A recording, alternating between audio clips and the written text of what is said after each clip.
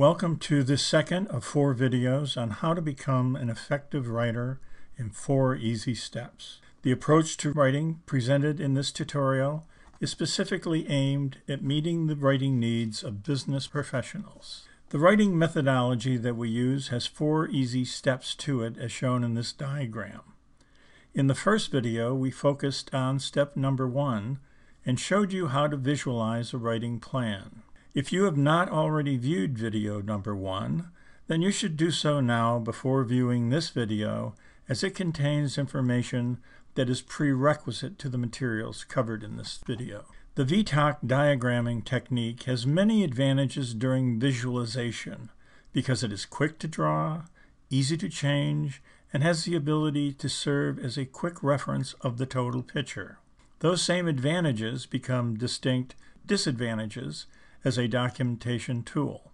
There simply is no room in those little boxes to even give a meaningful descriptive name, let alone the extent of information we want our plan to contain. For these reasons, we need a new technique that will enable us to keep our visualization as a base for documenting our plan, but will also give us a way to expand our information to the point where it will be possible to easily write using our plan as a guide.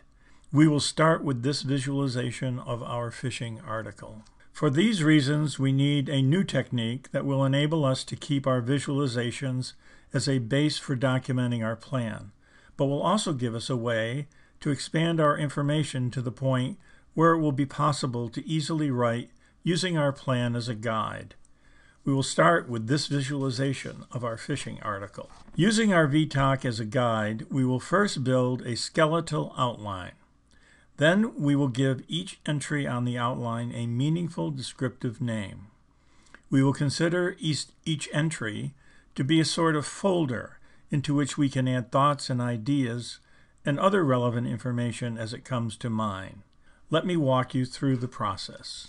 First, we will transport our chart titles and numbering system into the outline form. We call this creating a skeletal outline. Its primary purpose at this point is simply to cross-reference the VTOC and the outline.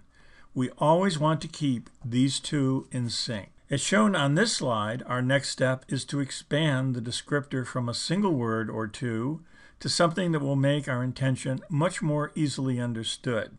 So you will see, for example, that 1.0 trout now becomes how best to fish for trout, since that is our true meaning. Here are some of the things we are going to collect directly into our outline. First, we are going to put points of clarification about the topic. Second, we will have specific items that we want to be covered. Third, research that should be performed is noted on the outline. In short, any information that may be helpful when you start to write should be entered on the outline. This slide has as an example of the kind of annotations we might find on our outline for item 2.4 bait. The portion highlighted in red illustrates a descriptive title to replace the single word bait. In this example, the portion highlighted in red is an example of further clarifications that will be added to our annotated outline. We can have as many of these as you feel needed to fully clarify. In this example, we see highlighted in red some specific suggestions and reminders of things to be included. Again, we are free to use as many suggestions as we can think of. Finally, we can add references, quotes, and research suggestions, such as the one highlighted in this slide. Read Harry Brown's book, Cast for Bass. A couple of friendly reminders here as relates to some mechanical issues. First, always keep your VTOC and annotated outline numbers in sync, as this will provide a complete and valuable cross-reference between the two. Second, use your annotated outline as the series of folders to which you will add new information and thoughts as they evolve. There are 2 options for how the documentation is performed, and it is really a matter of personal preference as to which you use. You can opt to alternate between visual diagramming and doing the annotated outlines. That's option 1. Or you can complete all of the visualizations before moving on to the outlining. Experiment with both options and then make your choice. Regardless of which option is taken, the end result will be the same, namely a lot of material to assist the writing process.